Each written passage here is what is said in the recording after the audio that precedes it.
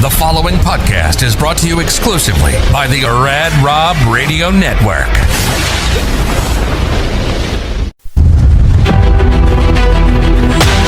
Imagine a place where mental health, resilience, sports, and the power to never give up all come together. This show is about life. It's about mental health. It's about bouncing back stronger than ever. This is Reset and Rise to the Unbreakable with Amanda Moore.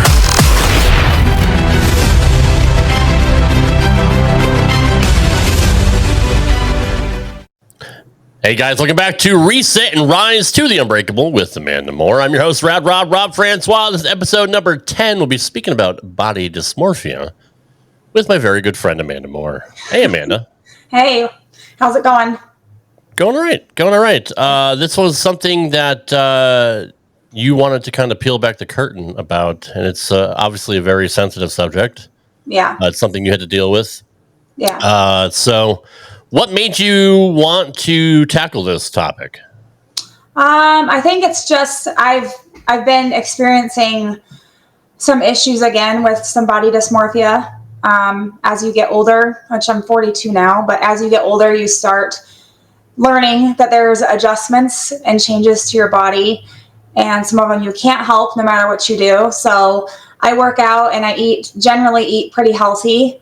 And I've just been experiencing some hormone changes and some perimenopausal symptoms and things that are kind of out of my control that have made me realize no matter how much effort and work I put in, some of it's just going to be genetics and I can't help it. So sometimes it gets very frustrating with other symptoms. And I also suffer from PCOS, which is polycystic ovarian syndrome. I found that out after my second bout with cancer when I had a hysterectomy and they took everything but one ovary just for hormone purposes because I was so young. They didn't want to have an imbalance the older I got, and go through hormone therapy and whatnot. So kind of brought that back up. Plus, it's a very sensitive subject to me. I have probably only shared this story with maybe, including my now boyfriend. I think he's the fourth person I've ever told about it. It's not only a part of me that's caused some shame and guilt for what I put my body through, but it's also one of those things where it's an embarrassment to a point.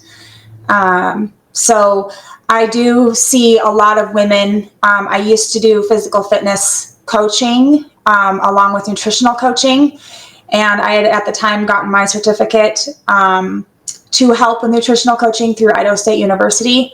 And I ran into a lot of women and men that will look in the mirror and no matter how good they look, it was never enough.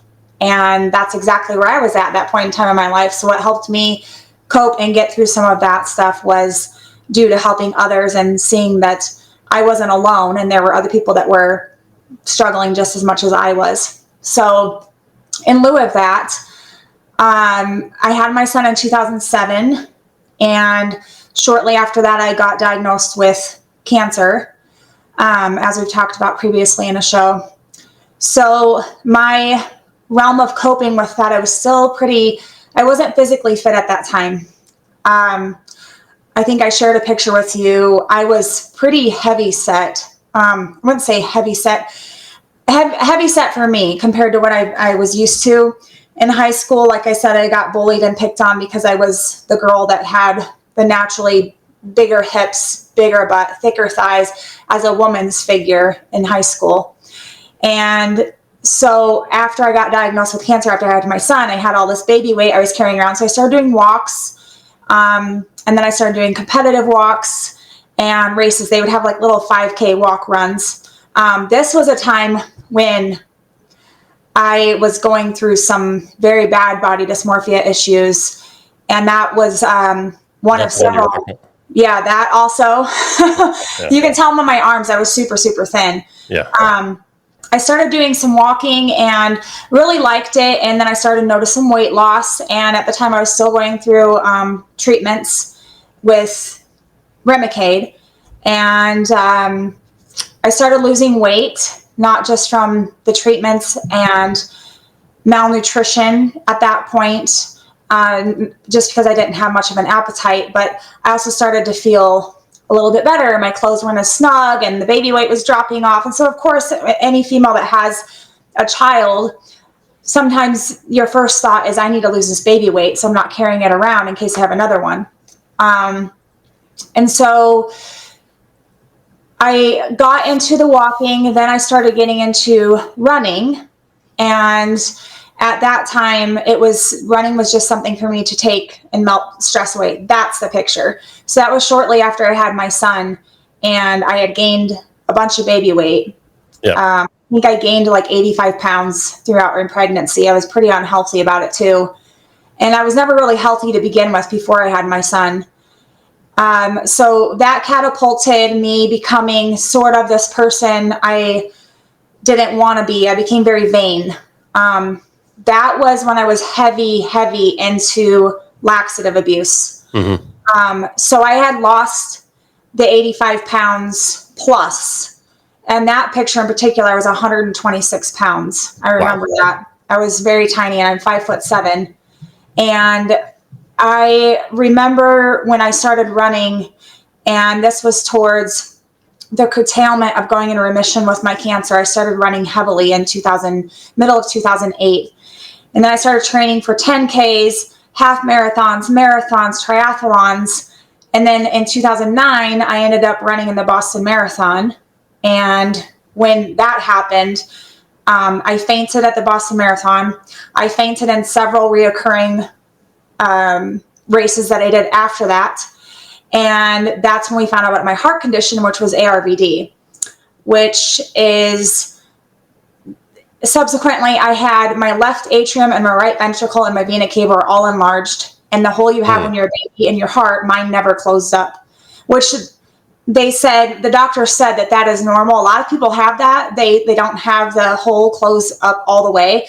But at the time, I didn't know that this was an issue. And so my running was causing all this to exacerbate. So I found out in 2014 is when I got my second bout of cancer. But with the heart thing, that happened right around 2010-ish, right in the middle of 2010.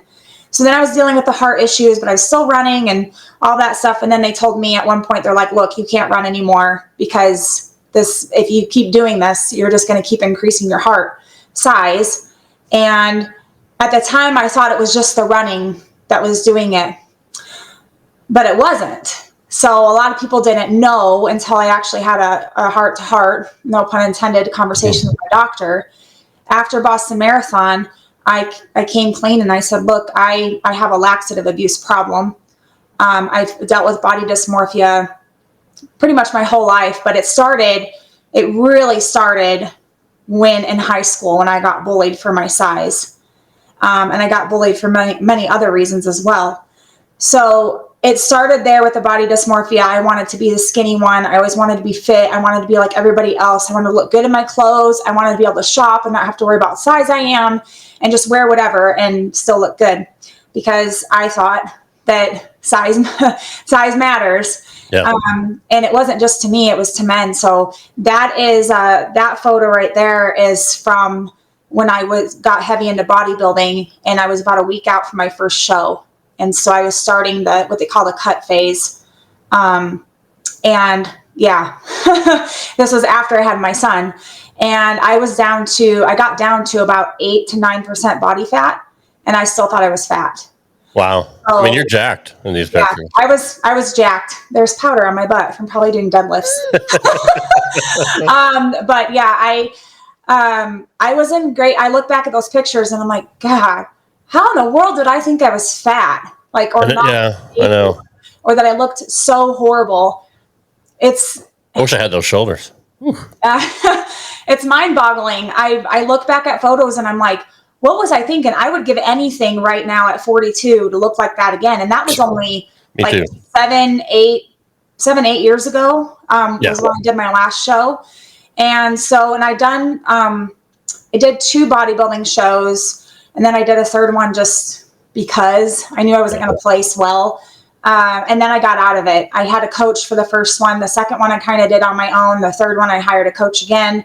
And it just became, it wasn't my thing, because back when I started the laxative abuse in 2009,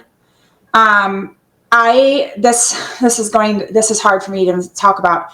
And it's going to be sickening for people to think about it, but you can buy laxatives in the small boxes and you can buy them in the bottles. I got to a point where I was using a little bit at a time just to stimulate the intestinal system. And then I got to the point I was like, oh, these foods flush faster than these ones. And if they're not so dense, then I can still eat and make it look like I'm partaking and eating with everybody else, and there's no issues. So I started to catch on to that. It got upwards. I did this for like a year. So by the time I got to the end of it, I was taking upwards of 1.5 bottles a day. I got down to specifically the timing of when to take them, so it didn't affect my work during the day. I got down to when I should take them in conjunction with what I eat. Then I got down to, if I take these with any milk products, it stimulates it even faster, because it even says on the container, do not take with milk. Yeah. So when I got to the point where I would be up all night vomiting, I would have, it was horrible. I mean, I'm not going to go into very specifics, but if you could imagine the flu times 10, and you're willingly putting yourself through that. I went through that phase of that for like the last 4 months, until I got to a point where then it was getting to where I was having palpitations all the time. I was constantly in the bathroom. I looked really pale. I got down to 126 pounds. Then I was having to put that in conjunction with my training for my running, then races. So on race day, I wouldn't eat anything. I wouldn't eat anything the day before or take pills, so that I can complete the race. And I finished really well in most of the races I did. I'd finish in the top 10%. And in one of those pictures specifically, that picture was from Tuttle, Idaho, the one of me in all the black with the black leggings. My legs are about as thin as my arms are right now. And I remember almost that picture. I remember almost fainting at that race because I wanted so bad to win. And I came in third in that race in my age division. And I remember at the end of it, I got home and I slept for hours. I was just so sick. And I was just so depleted. My electrolyte imbalances were completely off. I remember after that race, I ended up getting a UTI. It was terrible. Oh, wow. Went to a bladder doctor in Boise at St. Alphonsus because I had to see a specialist, because I started having a lot of UTI type like symptoms, and come to find out it was all because of my laxative abuse and the withdrawal of any electrolytes in my system and withdrawal of water. I was totally depleting my body is what I was doing. So I was killing myself basically from the inside out. Mm-hmm. And I was putting tons of extra work and pressure on my heart. So when I went to the doctor about my heart and they diagnosed me with ARVD, I had went back and had EKG done. I had an echo stress test done. I had an MRI of my heart done, a cardiac MRI. And it came back that it wasn't just the running that was causing it. It was the laxative abuse as well. It was enhancing it. So I woke up one morning, and I don't think I'll ever forget this. I woke up one morning and I'm like, I got to stop this, because this is not good. I look like crap. I don't look healthy. Everybody else is like, oh my gosh, you look so great. And after you've been through having a kid and gaining a bunch of weight, and then you go through cancer and you don't really necessarily look that great, you don't feel that great. And a lot of times people with cancer, a lot of people don't understand when you have cancer. There's some things that, yes, a lot of people typically think of cancer patients as, oh, they lose their hair, oh, they get very frail. There's also cancer patients that gain weight because of certain medications that they use in the body. So with mine, I didn't lose a ton of weight or gain a ton of weight. I kind of just stabilized. Once I went into remission, I caused all my own weight loss on my own through laxative abuse. So I'd had enough of this whole being up every night, trying to work a full-time job, trying to train for running, and feeling like my body's just falling apart. I woke up in cold turkey. I was like, I got to quit this, because this is not helping me at all. And no amount of accolades from anybody on what my body looks like matters anymore. Because I just it literally felt like the end is near. That's how frail I felt. Yeah. So I went to my general practitioner and with St. Luke's here in Twin Falls. And I said, look, this is what I've been doing. This is what I've been putting my body through. So we went through tons of blood tests just to see what all I was deficient in and what's going on with my body internally. And when all the results came back, it was mind-boggling what I had done to my own body. So for the next, I would say 6 months or so, I had to very slowly incorporate certain foods back into my system. Because what happens if you ingest too many carbs, too many sugars, you can then cause the alternative, which is constipation in a severe way, which then you're going to have multiple issues from that. So we slowly introduced certain foods back into my system. And what that's done for me now, years later, is high carbohydrate meals, high sugar meals, legumes like green type foods, or beans or anything that is like broccoli or cauliflower, anything like that. I can't have a lot of. My system won't process it, or it will take forever to process it. So I'm now reaping everything that I disgustingly did to my body. I'm reaping the consequences for years later because I totally messed up my system. We've got, for the most part, I had to go back on Linzess, which is a very expensive prescription medication that most insurance companies don't cover. But I had to do that to regulate my system in different ways for a while. And there was a couple of years ago, I started to have some more symptoms. They tried to get me back on Linzess, and my insurance wouldn't cover it. So then I had to go back to, I did a ketogenic diet for a little while. That helped regulate some things a little bit. And it also helped my PCOS that I struggle with. So in a matter of 5 years, I went from having cancer to being diagnosed with ARVD, to then diagnosed with PCOS, to then getting cancer again. And after I got cancer the second time, when that was the time I'm like, I'm going to die. Like, yeah. I don't think I'm going to make it through this round at all. And I did. And I've been cancer free ever since 2015.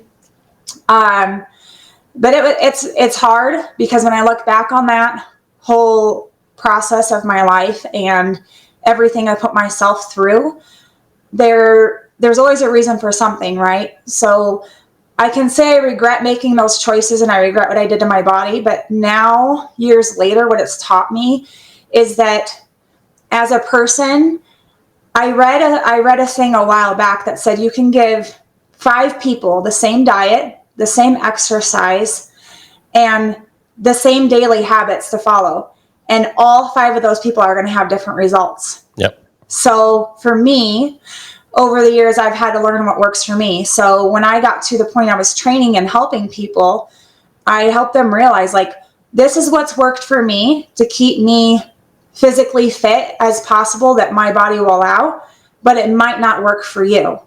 So I always tell people, really be in tune with your body and really listen to it. Don't be a hypochondriac about it, but your body has ways of telling you if something's wrong, and you always know. So for instance, I've been to the doctor recently and I'm like, I'm having really terrible time with sleep.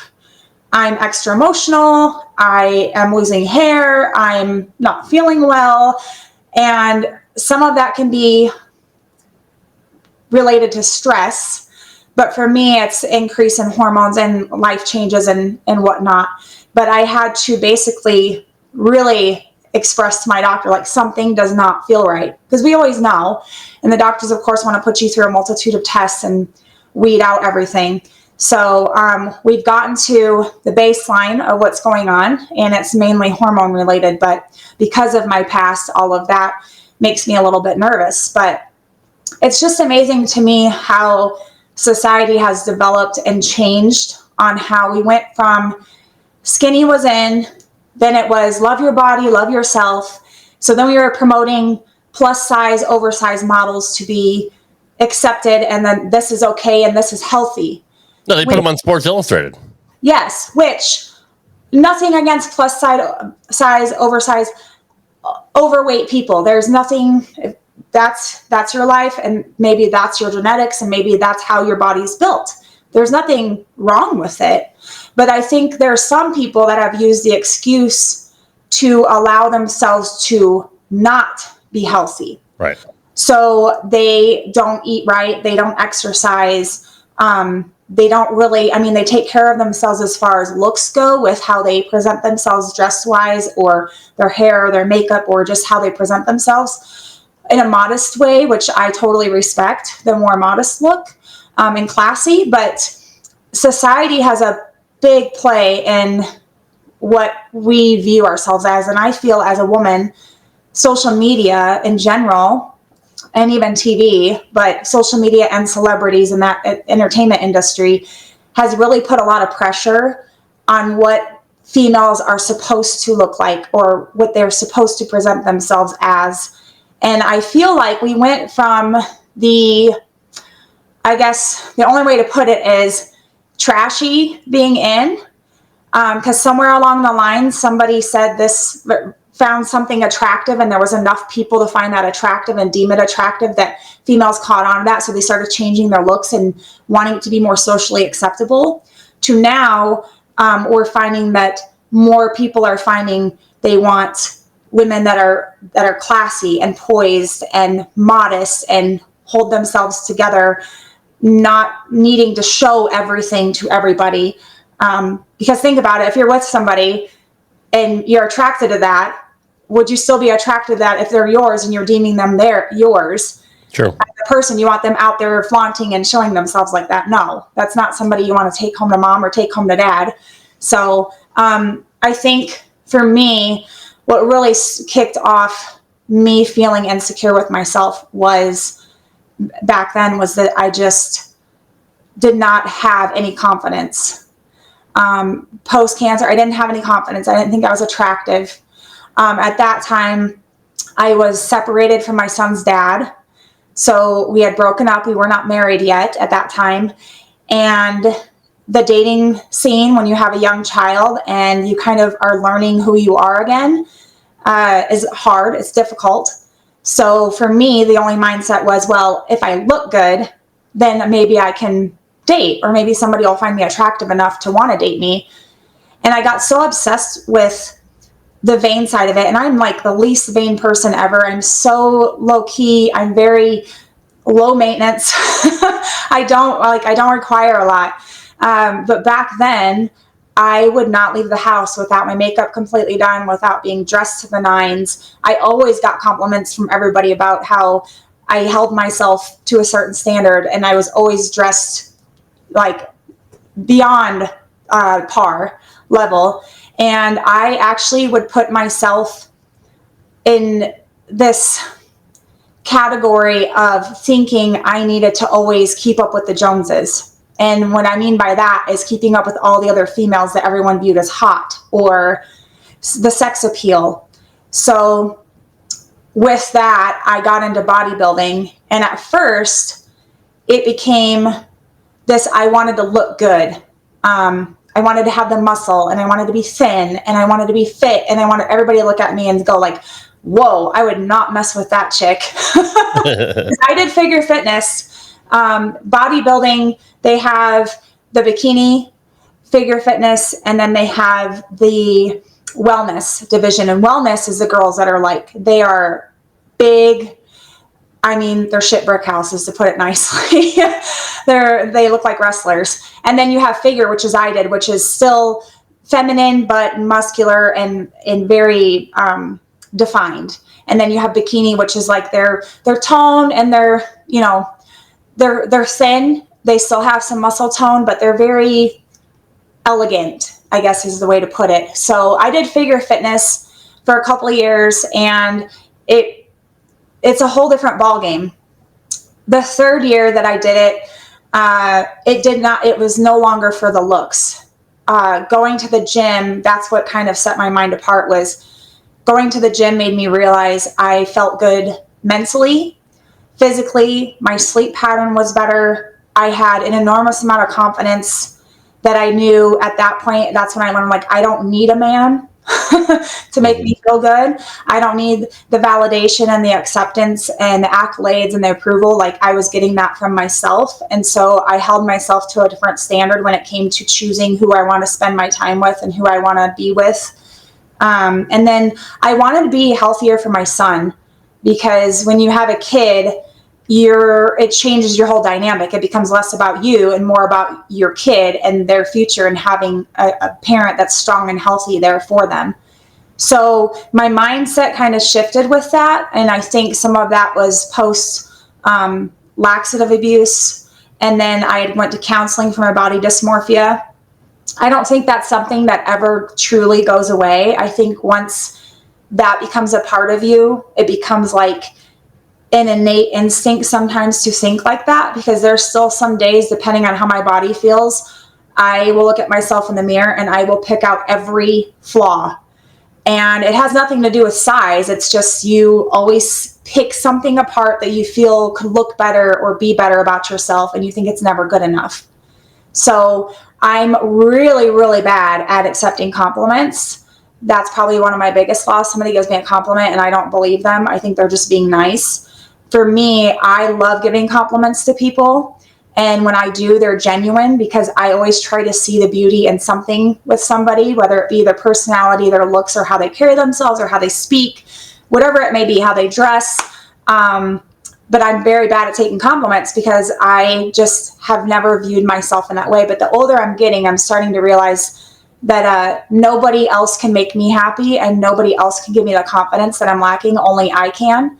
So what I notice is on the days I work out, it definitely increases the aptitude of me thinking more clearly and being more mentally sound. So my workouts have become less about what I look like. I know the effort that I put in. It's become more about how I feel internally and how I feel mentally and spiritually and physically. My job's very physical, so that's a free workout in itself every day that I work. Right. But yeah, it's body dysmorphia is a huge thing. And I used to think it was only females that dealt with eating disorders, and it affects just as many males. So when I went through counseling for my body dysmorphia and my eating disorder, what I learned is a lot of times it's this pressure cooker of self-actualization, of learning who you are and who you want to be and how you view yourself. And when you're in kind of a place where you don't know who you are, or you don't know where you belong or how you fit in, because you're always looking for acceptance from other people, it becomes one of those things that I had to kind of rewire my brain to realize, like, nobody else is ever going to be able to bring that to me. I have to bring it to myself. So I'm totally for, some people are anti-counseling. I'm totally for it.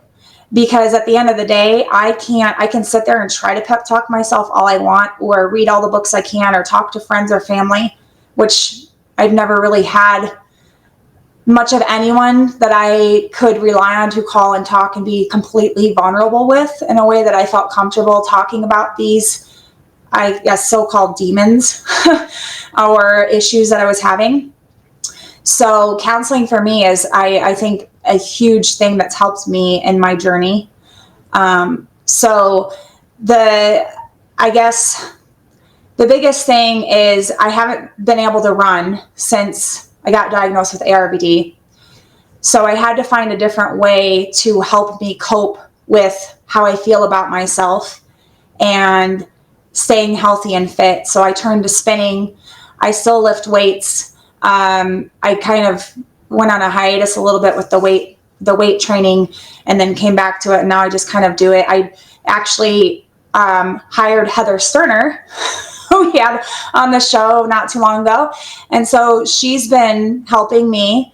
I work out at home. The gym is good in a way. I miss the gym. I don't go as much as I used to, and I would like to still go, but the gym, I don't know, Rob, if for working out. I mean, there's a few people I know that probably could attest to this, but when you go to the gym, I'm there with my headphones on, oversized t-shirt, working out in the zone, have my stopwatch on, so I'm like getting my reps in and my sets in exactly per time.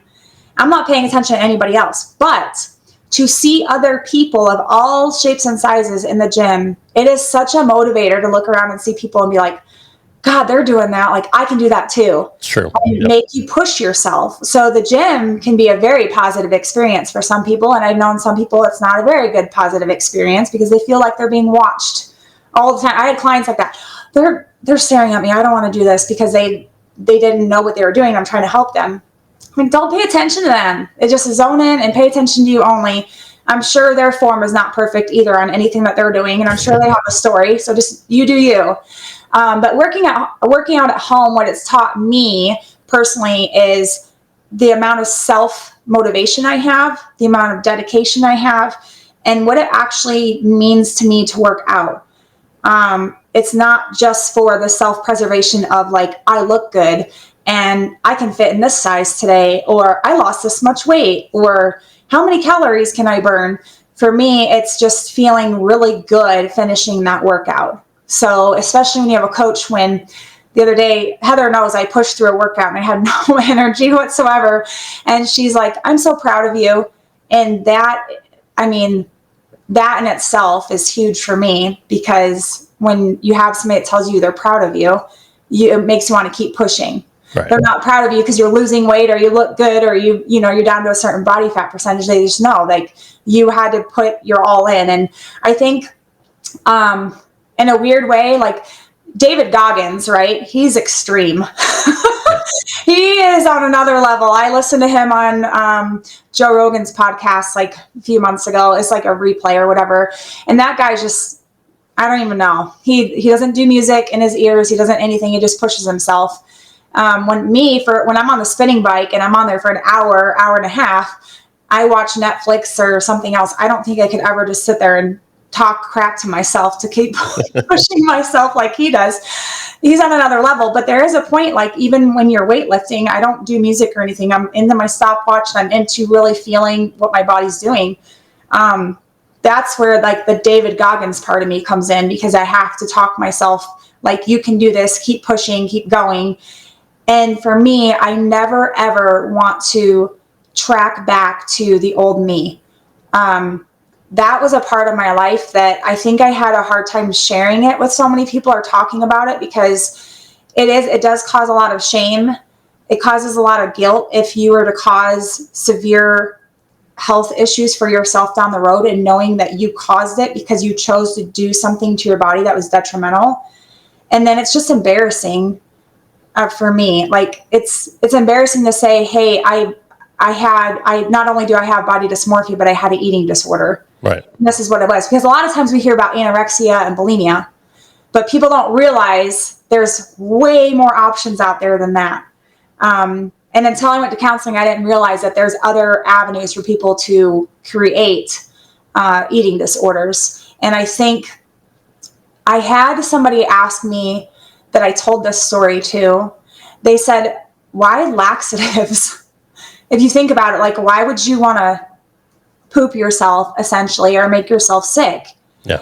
And I remember one time watching Intervention on A&E, and there was a girl on there that's what she did. She caused laxative abuse.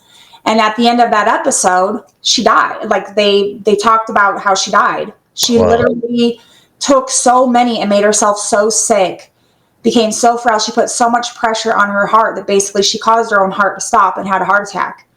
And I remember towards the end of me, before I had that wake up call to quit cold turkey, my palpitations were, at this time I had ARVD, already been diagnosed with it. So I had an enlarged heart, and me abusing laxatives was just putting more pressure on the heart. So I already was doing stuff that was detrimental to my heart. So I could quit running all I want, but I'm still causing chaos within. Mm-hmm. And so I remember watching that, and I'm just like, I got to stop. Like, if I don't, I'm going to die. So I already made it through cancer, and I didn't think I would. And I was given a second chance at life by God. And then I'm doing this. For what purpose? Like, when I think back on it, it just makes no sense to me. There was no purpose in it other than I just wanted to look good for whoever I was with. I mean, and I think females and males both put a lot of pressure on themselves to look a certain way or feel a certain way to entice their spouse to be attracted to them, or to keep the attraction, or to basically reel in somebody that will be attracted to them. I think we spend so much time on the visual appearance and visual acceptance of others, and we forget that there's more to someone than the outward appearance. So for me now, I really don't care. Like, I don't care what somebody looks like. I don't care how much money they make. I don't care about status quo or materialistic items. It's all in, how do you treat me? How do you treat others? How do you carry yourself as a person? That's what's most important to me, because at the end of the day, that's the legacy I want to leave for my child. To be like, my mom, she might not have been the best looking, but she had the best heart of gold. So I just wanted to kind of bring that up, because that's something from my past not a lot of people know. And I think I know personally a couple people out there that really struggle with they fail to see who they are as a human and what they bring to society. They're so stuck on what they look like on the outside. And I have one person I know, and she's changed. Like, she doesn't look the same from 10 years ago. She's got the false eyelashes, the fake boobs, like works out like all the time. Yeah. And you would think she just lives in the gym, and she's so stuck on what she eats, how much she eats, weighing it all. I'm like, I've been there. I know how that feels, but that's not all about who you are, because you're going to age. Like, things are going to change with your body as you get older. And what more are you going to have to do to keep that process up? It's crazy to me. So until somebody else has that wake up call of like, this is not sustainable, I mean, you're not really going to have, it's going to be hard to get past that at some point. Hopefully somebody says something or something happens, they have a wake up call. And I think for me, my wake up call was, my heart does not feel good. And that's essentially what it was, is just my heart beating out of my chest constantly. Like, if you deal with anxiety, correct? Yep. Okay. So for anybody that deals with anxiety, it'll make your stomach hurt. It'll make your chest pound. It'll feel like there's a ton of bricks laying on your chest and your heart's beating out of your chest. Those common typical phrases. So take that and just intensify it by 10. That's what I was doing to myself with laxative abuse. So it just wasn't sustainable, and it did not feel good. And then trying to look people in the eye when they're like, oh my gosh, you look amazing. Like that picture of me in the bright, shiny pink top with black shorts. My arms the picture doesn't even do it justice. Not that one. That's when I was bodybuilding. It's the bright pink, shiny, like halter top with black shorts. That was actually at my going away party from a place that I worked for.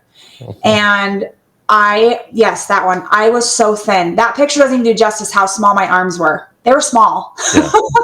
And I was toned, but I had not an ounce of fat on me. I was so little. And I remember now, I'm not ashamed to say it. My average weight now is between 150, 155, and I'm perfectly happy with that. I'm satisfied. That's a comfortable weight for me. Would I like to get back down to the 140, 145s? Sure. Yeah. But how much work is that going to take? Is it sustainable? And do I actually look good at that weight? Probably not. Yeah. So that weight, when I was at 126, you would almost deem me as anorexic, because you could see the bones in my chest. You could see the bones in my back, and I'm already thinner up top than I am on the bottom anyways. So I think, I just had a very bad outlook about myself back then. And to be honest with you, the bullying in high school of my size, it started in middle school and then it got really bad in high school. I think that's what, like I said, that's what catapulted all of this. And I didn't have the support back then, or the knowledge or the capabilities to understand what was going on, to filtrate, like, who cares what people think? Who cares what they say? Just be you. So I didn't know how to deal with it other than change my looks, right, or do what I could to change them, I guess, without spending thousands of dollars. It's not like I had that anyways. So I just became obsessed, and it is crazy to me. I still work out and would love to look like I did when I was bodybuilding, but I know the work that takes. I mean, with the bodybuilding thing, I have a few bodybuilder friends that I'm friends with on Facebook and Instagram, and kudos to them. They've learned how to manage it, the healthy lifestyle and the bodybuilding lifestyle, and not let it change who they are, not let it change their lifestyle too much to where they're suffocating themselves with it and pushing everyone out. Unfortunately for me, through that phase, I pushed everyone out, and it caused rifts in my marriage at that time, and I became obsessed.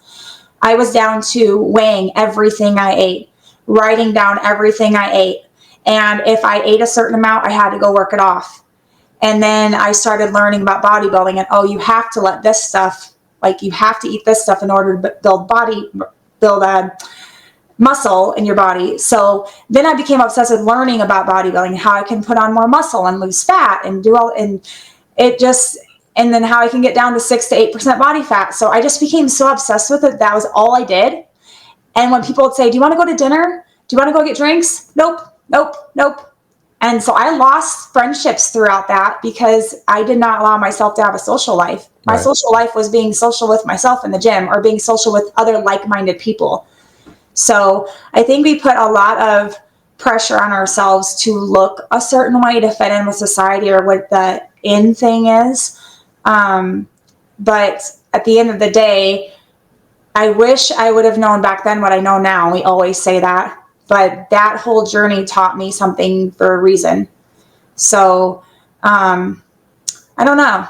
It's weird. I wanted to share it with everybody because I don't think people realize that everyone has something they go through in the span of their life that can change them or change their thinking over time, or help them realize their purpose in life, or help them realize what makes them who they are. And for me, the biggest takeaway is that what I look like does not define who I am. Who I am is how I treat people, how I make other people feel. At the end of the day, how I am as a person with my integrity and my morals and my standards.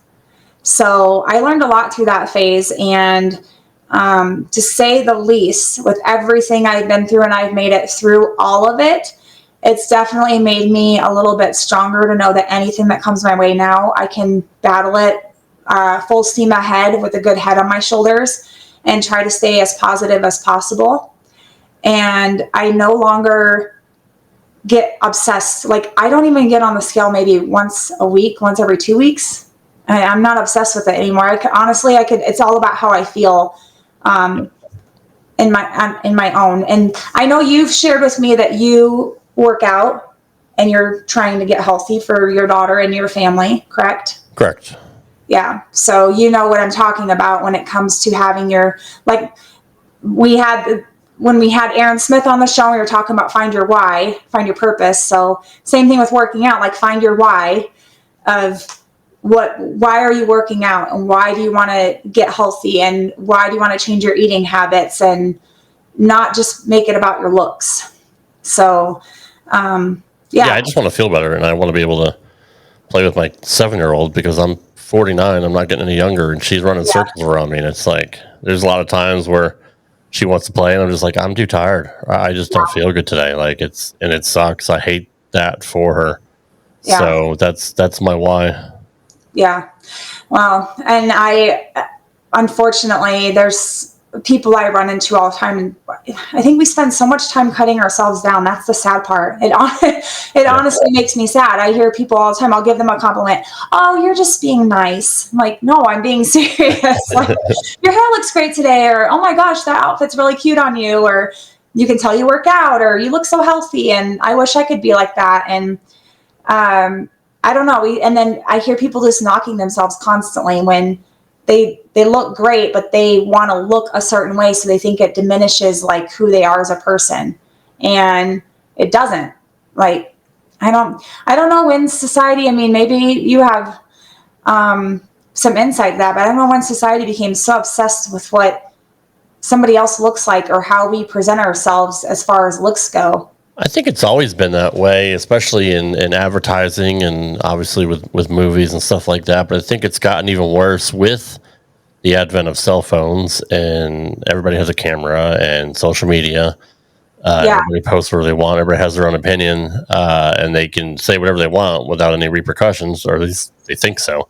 Yeah. We're finding out now you can't do that anymore with all the people getting fired. So for Yeah. opinions online.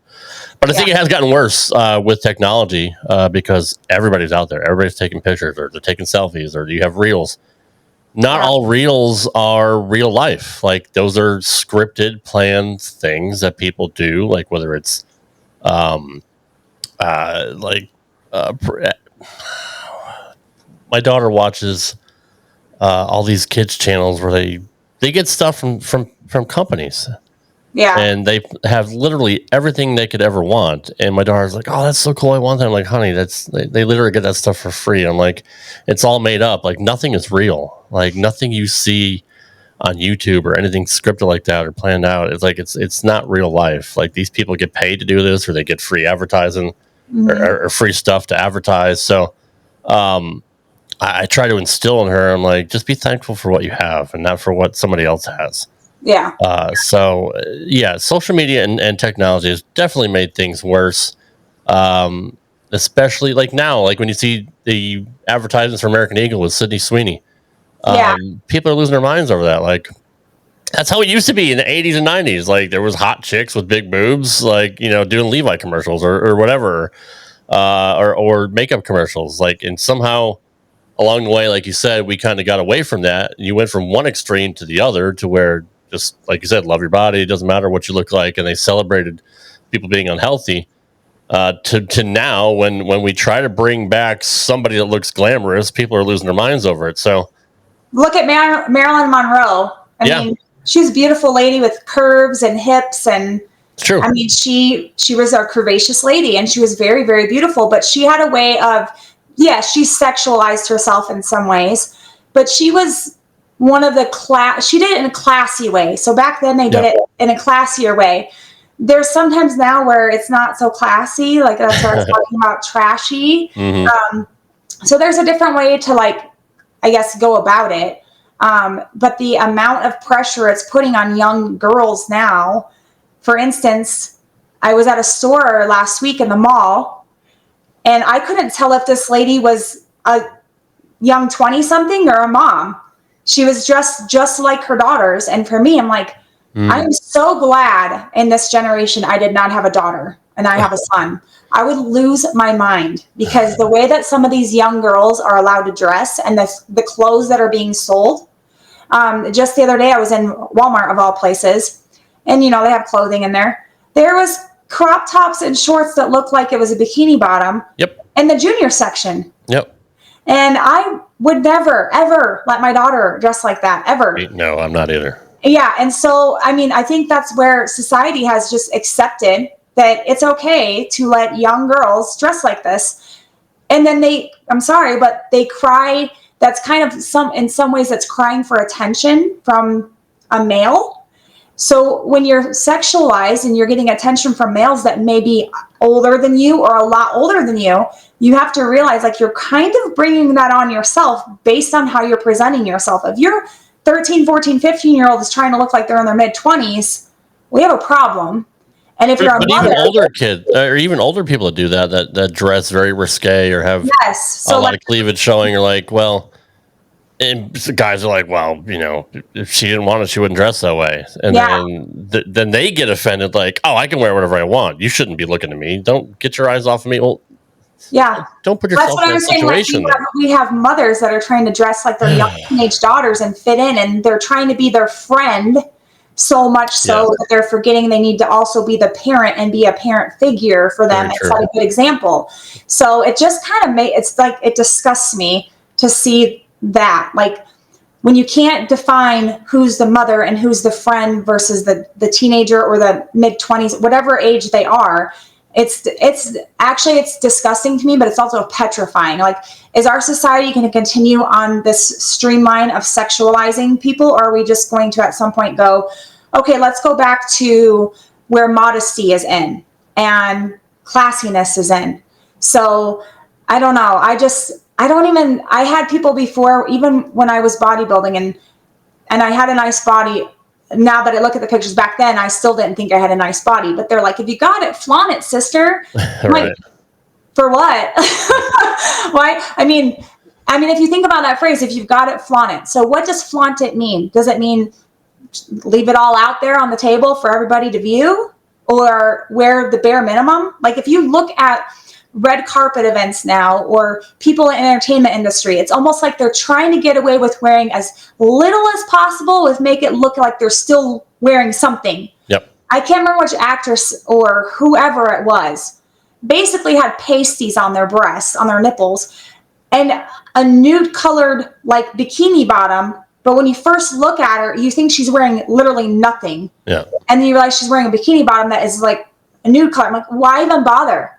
You might as well not wear anything. You left nothing to the imagination. Yep. So for me, I guess at that age when I was younger and I didn't really know what was sexy and what men wanted, and I was still trying to figure out myself, and I was still trying to figure out things, because at the time, a few years before that, I'd been cheated on. And so then that kind of ruined my self-esteem, because naturally when you get cheated on, you want to know, what does she look like? How does she dress? What attracted him to her, or her to him, or vice versa, whatever. It can happen either way. And then you start the comparison journey, and you want to change your look so that doesn't happen again. And that's kind of where I was trying to figure myself out and figure out like what makes me sexy and what sets me apart from another person. And so I just tried all the things. And now, 20 years later, I'm like, why did I even put myself through that? And even 15 years later, 10 years later, I still don't understand why I focused so heavily on outer appearance. And like I said, it was a rough time, but it also was one of those things where I'm glad I went through it now. Like I always say, you don't have regrets, because at the time that's the decision you made. So why regret it? Right. So it taught me a lot about myself, but it taught me a lot about people in general. So I kind of use that when people ask me for advice, or when I was helping train other people. It becomes a testament to why you should be working out, or why you should be eating healthy, and why you should be taking care of yourself. So it's helped me further my perspective on what it means to be healthy. So I spun it more into a positive the older I've gotten, instead of looking at it as like, I can't believe I did that to myself. It caused this problems. Because now, like I said, with my heart stuff, I went to the doctor a few months ago, went through all the testing I have to do every 5 years, and we're good. Still can't run, but nothing's grown, nothing's gotten worse. So we're good. I found out what works for me, and it's just making sure I keep my heart healthy and at a healthy level, and I don't overdo it, and just do what makes me feel good. So that's what's most important to me, is feeling good. So I guess my message out there to anybody that is totally harping on themselves all the time about their looks and obsessed with their weight, there's so many women that are obsessed with what size pant they can fit in, or comparing themselves to other females that look good because they want to look like them. It doesn't matter. At the end of the day, everybody's body's going to respond different to something. So, I know a few females that they put in less work than I do in working out and in their diet, and they have phenomenal bodies compared to me. And I'm like, I could never get my body to look like that if I ate like you do. I know, same with guys. There's guys that can eat, never gain an ounce. I wish. Oh God, I wish I could. Seriously. I'm like, I look at a cheeseburger, I gain like 5 pounds. Yeah, it's so frustrating. No, it is. Yeah, but yeah, so body dysmorphia is a real thing. It's super hard to deal with, and I know there's plenty of people out there that deal with it. I don't think people understand what body dysmorphia really is. But it's generally speaking, like, it's you see something in the mirror different from what everybody else sees. Right.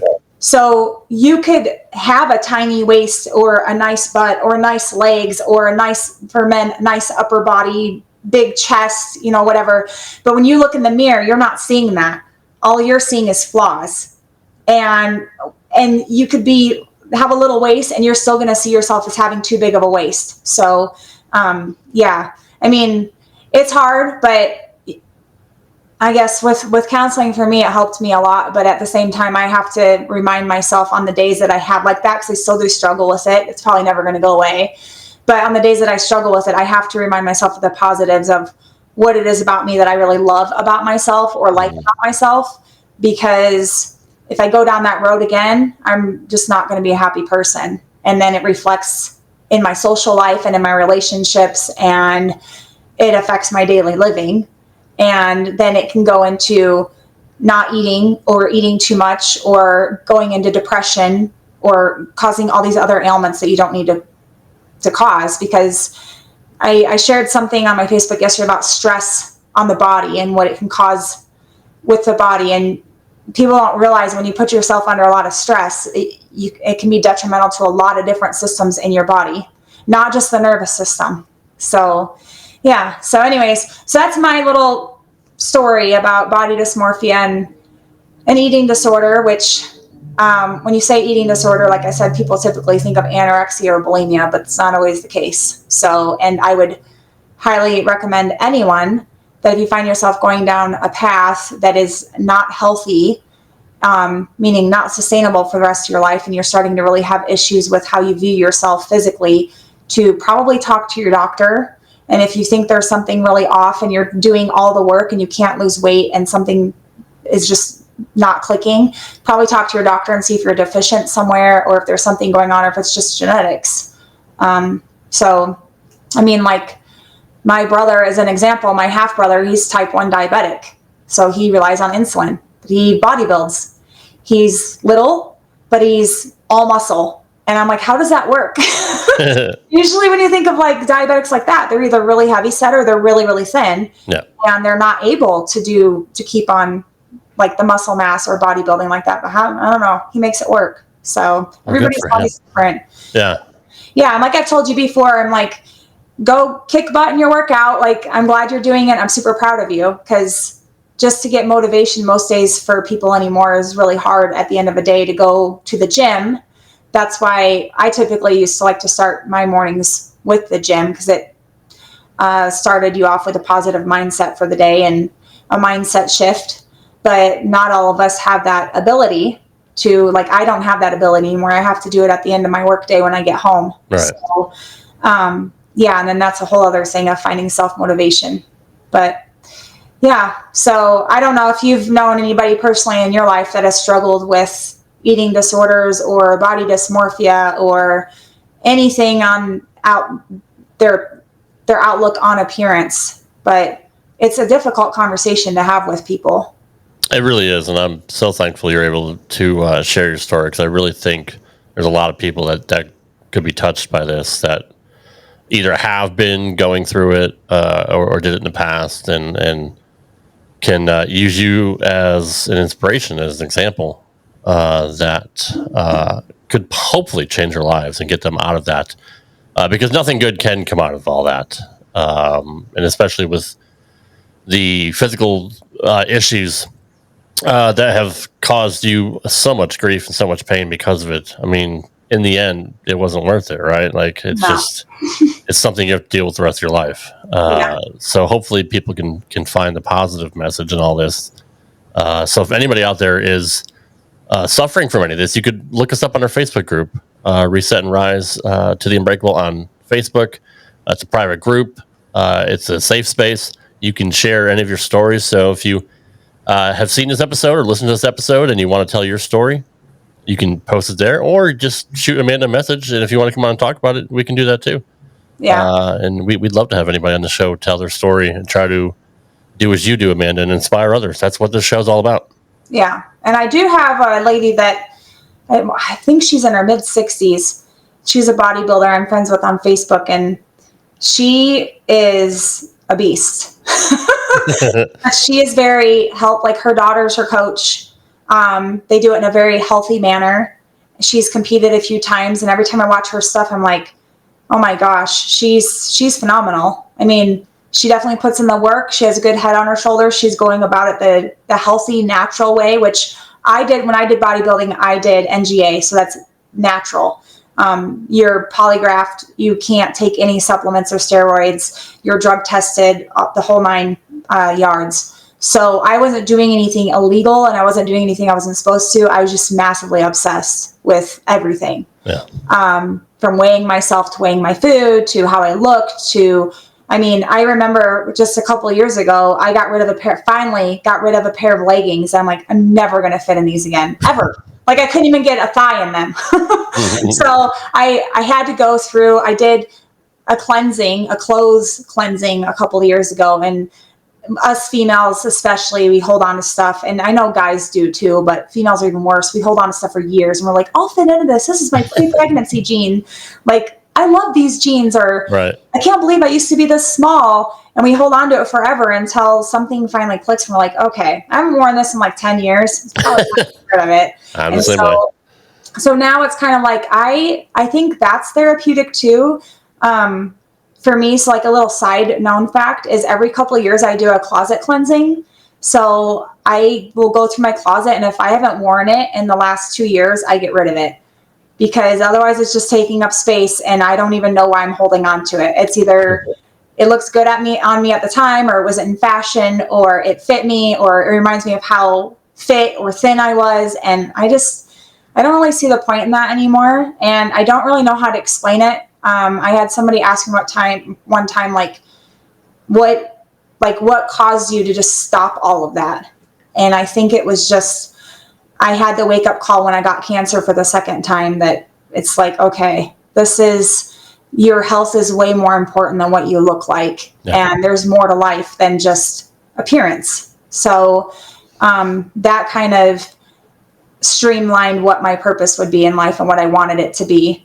And not only that, like you said, with your daughter, and same for my son, he's 18 now. But at the time, I wanted to be as healthy as I could for my son, because nobody wants their child to go through life having a parent that can't be there for them all the way because they're too concerned with their own life or everything that's going on. And I can honestly say, like, I was self-consumed with looks so much so that there was time I took away from my own child because I was too heavy into the gym, or spending a lot of time in the kitchen prepping and weighing. And it's not to me, if I look back on it, I'm like, it's not worth all of that to go through it again. Like, I've thought about maybe I should compete again and weightlift and do all this, and I'm like, no, it's not. Did you ever talk to him about all that? Like, was he aware of what was going on, or have you had discussions with it? Yeah, I've talked to him before. So I've talked to my son about it before. Just because I want him to realize, like, he needs to realize growing up that his looks are not all that there is about him. And my son is not the healthiest. He's a big boy. Yeah. And he definitely likes food, and he's obviously at that age where he doesn't really know how to cook.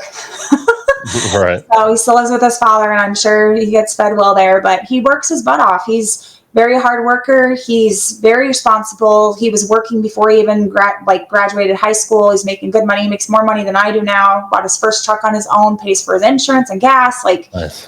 He's not like most kids. So I try to remind him that that is what makes him such a remarkable young man. It has nothing, like, when he finds that person for him, I want that person to see him for who he is and not just what he looks like. Yeah. And so I've always told him, take pride in who you are and how you hold yourself to a certain standard as a person, and what you can bring to a relationship when you do find somebody. Because looks, like we always say, it's a classic saying, looks fade. Wrinkles are bound to happen. People's bodies and skin, it's bound to sag at some point, and we're bound to have issues. So find your why and find your purpose and find what makes you happy. And then whoever you end up being with, you can make them happy because of your own happiness. So yeah, it's been a journey, I can tell you that. Just like my shirt says over here. That's your journey. Yeah. So, I'm thankful. Now that I look at it, I'm thankful for all of that I went through. It taught me a lot about myself and life in general and who I want to surround myself with. So yeah. So I'm glad that you're on vacation where we could share this, because I didn't schedule a guest and we could share this because we never really touched base. I touched a little bit on it on one of our first few podcasts, but it was like a quick, didn't really want to go into it. Yeah. because like I said, it's one of those subjects that's hard to talk about, and for me, I was always nervous to talk about it because I did not want people to view me differently or think like I'm crazy or that I'm self-consumed with looks. Because if anybody knows me now, I mean, that was me then, but if anybody knows me now, I am farthest from that same person at all, by far.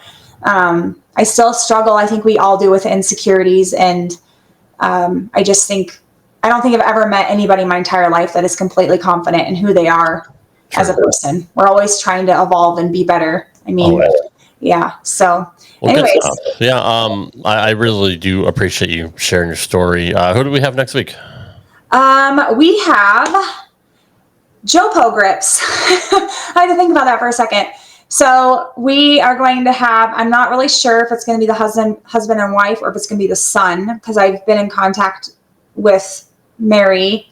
And then I've been in contact with the son. So I'm not really sure which one's going to be on the show, but we're going to have the owners of Jopo Grips on the show. And I am really excited to have them on the show because the reason I switched to Jopo Grips versus the conventional, like just drill out the thumb, is because since I throw a backup ball, I always had to have my thumb beveled in the inside. So enough about bowling to know there's certain ways to drill out the thumb. Well, mine always had to be beveled, and I was never getting a consistent beveling for my thumb. So I was constantly getting blisters or a torn up knuckle or just pain on my fingernail.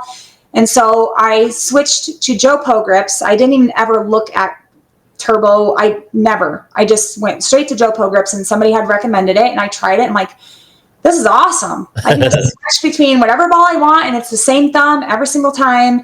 I love their products. They're super great people. They represent some phenomenal bowlers in the bowling industry.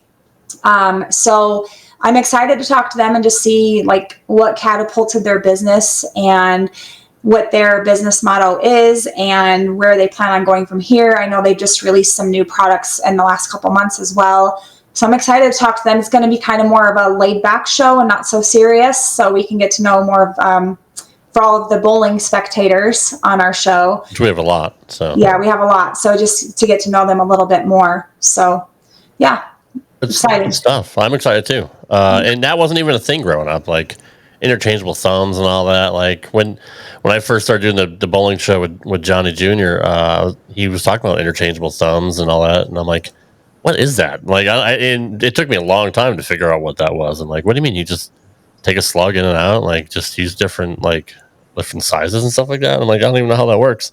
How does it not fall out of the ball? I'm just used to, like you, just drilling a thumb slug and super gluing it in there, and that's what you use forever. Yeah. Use tape if your thumbs shrink, and take tape out if your thumbs swell. So. Oh, I can't wait to bring that up in the discussion. Yeah, for sure. I was anti-tape for so long, like no tape in my thumb, no tape on my thumb. And then I started doing the tape on the thumb and the tape on the two middle fingers because I was protecting my cuticles. And then I stopped doing that, but now I use tape on the thumb. And then I've learned to use tape in the thumb and inside the ball in the Jopo grip. And then when I got to talking about EJ Tackett, I talked to him at one of his seminars about the ball tape, the tape inside the Jopo grip itself. And we had pulled mine out and it was so dirty. And he's like, when's the last time you changed that? I'm like, I don't know. It's like dirty and sticky and nasty. I think you should change that. You're supposed to change it every 6 times or maybe less than that, or when it starts to look dirty, because as you know, we pick up residue and oil off the lanes or off our ball. And so now I always have tape in my Genesis tote to change out the tape within my thumb. So see, I grew up in the Northeast, and in the winter it was super cold, so my thumbs were always shrinking during the winter time and always swelling up in the summertime. It's like a lot of people don't understand that, especially the recreational bowlers that don't know that your fingers go through different sizes, and especially if you gain weight or if you lose weight. I mean, and your thumb, unless you're obviously a two-handed bowler or a no thumb like Johnny, your thumb for conventional bowlers is the most important part. So. Well, and then you have water retention too. So true. It's funny that you bring that up. So remember me talking about the tournament I was at recently? Yeah. So Friday, my fingers fit perfect in my balls. Like I had no problems.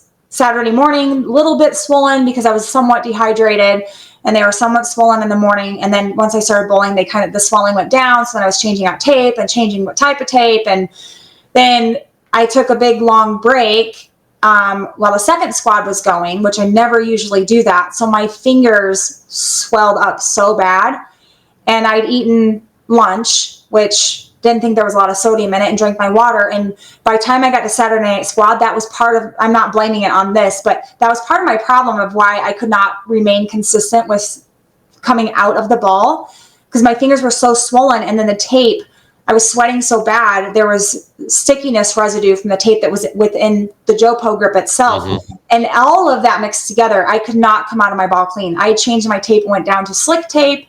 I'd taken the tape out of the JoPo grip. I had changed everything, and just nothing was working. And I'm like, my thumb is about 3 sizes too big for this thumb hole. And yeah, it's a real thing.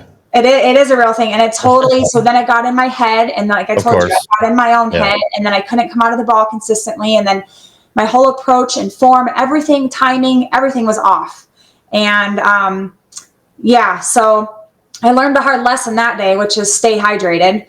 I'm really, really bad about forgetting to keep water on me and consistently drink it throughout the day. When I'm at a tournament, I just get so engulfed in what I need to do while I'm on the lane and what ball to use and watching other people's lane play that I forget I need to drink water. So I brought that on myself, unfortunately. People think bowling is just so easy. Just put your fingers in the ball and just throw it and try to knock down 10 pins, right? Don't have to worry about oil patterns and topography. All the changes in your body. No, and that makes a huge difference in the course of a day. I mean, 2 squads, that happened to you. Yeah. Well, and at that time I bowled 5 Friday night, 5 Saturday morning, and then I was on my last set of 5. And I don't think people realize when they say like bowling's not a sport or you don't have to have athleticism. I beg your pardon. Right. Yes. Because Sunday when I woke up, I was sore. Mind you, I hadn't done a tournament since May, and I've only practiced a few times. I was sore Sunday, and my left hamstring and glute was on fire.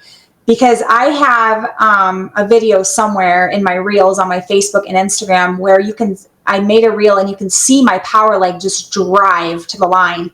Yeah. So it's a constant, I told somebody Sunday when they asked me how it went, I'm like, if you think about it, that's like 150 plus lunges. No kidding. Like literally sliding lunges with that leg. And so that's why that leg was so sore, because I hadn't used it.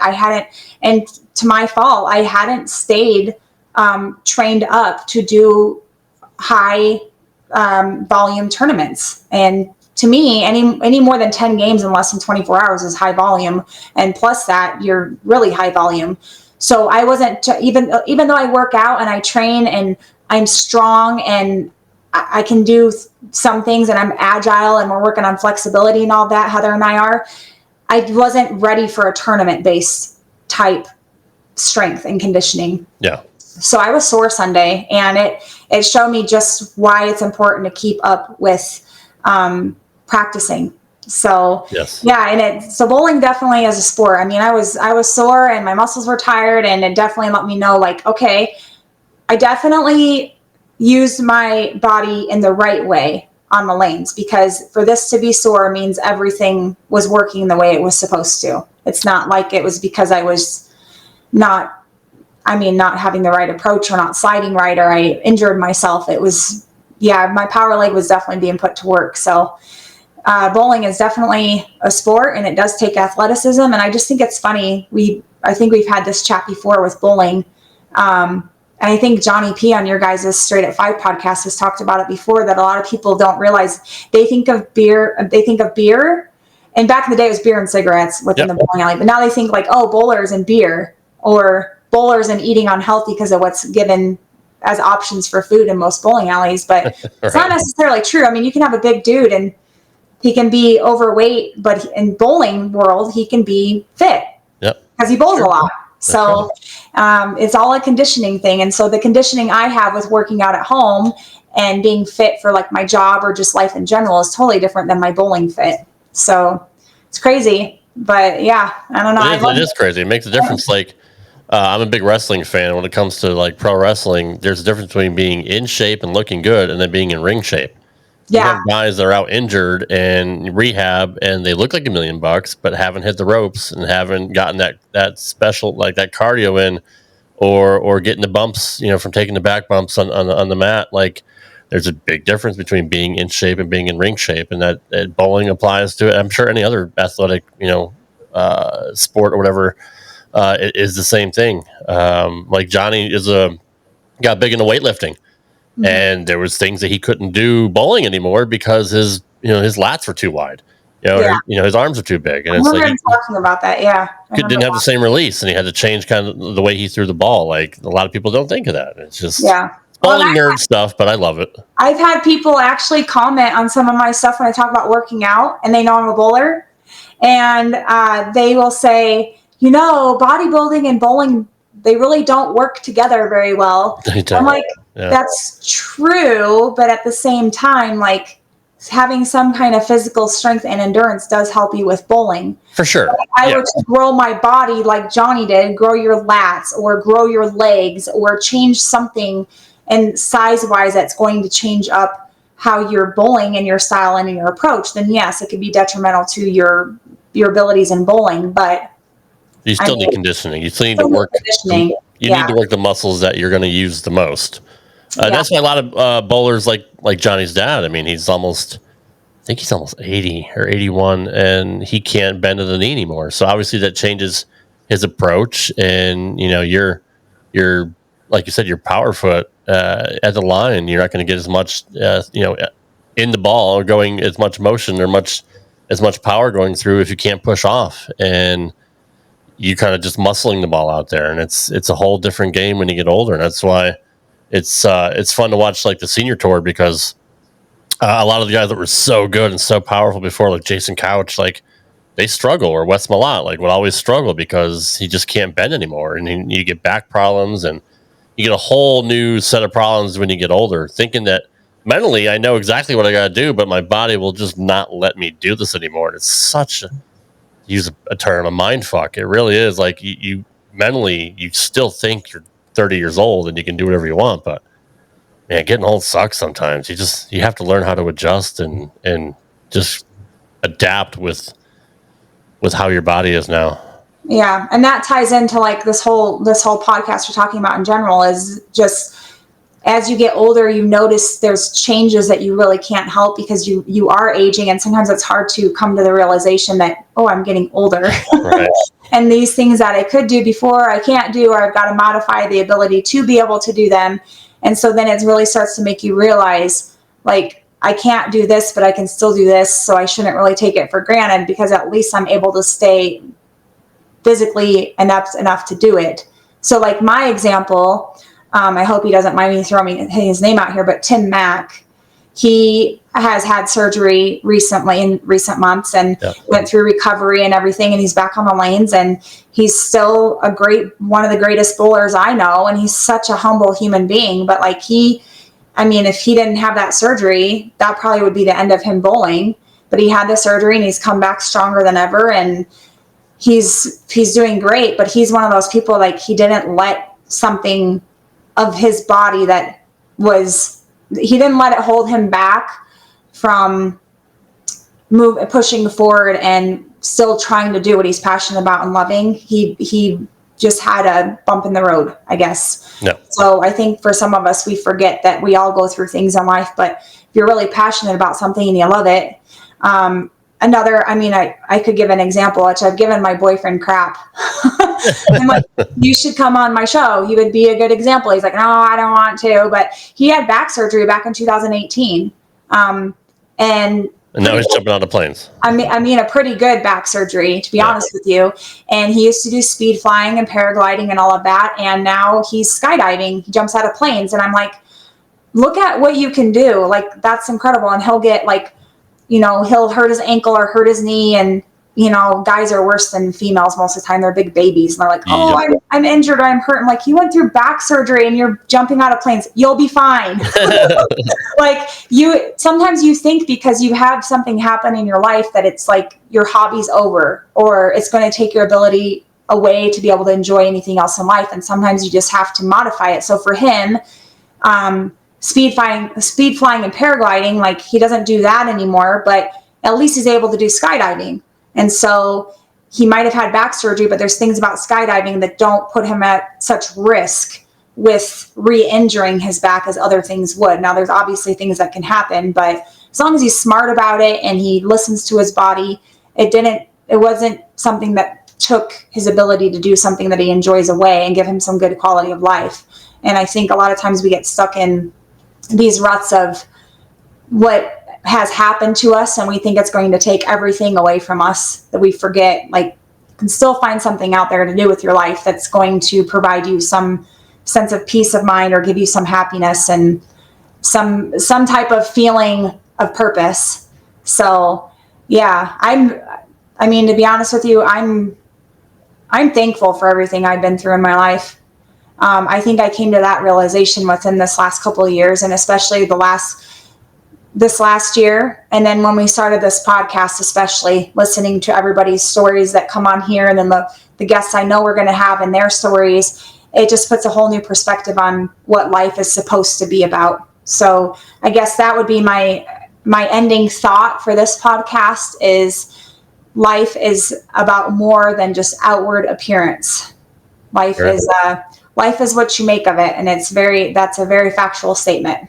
It really is. Life is literally what you make of it. You can choose to live in your feelings, or you can get out and dust yourself off and pick yourself up and do something about it. So that's good stuff. Wow. Well, thanks, Amanda, for sharing your story. It was a very, very good episode. I'm looking forward to our next one and the one after that. I mean, it's such an inspirational show. We're on episode 10. 10. That's 10. True. Not many shows make it through then. Yeah. So cool. All right, guys. We hope you enjoyed this episode of Reset and Rise with Unbreakable with my friend Amanda Moore, and we will see you next week. Take care, everybody.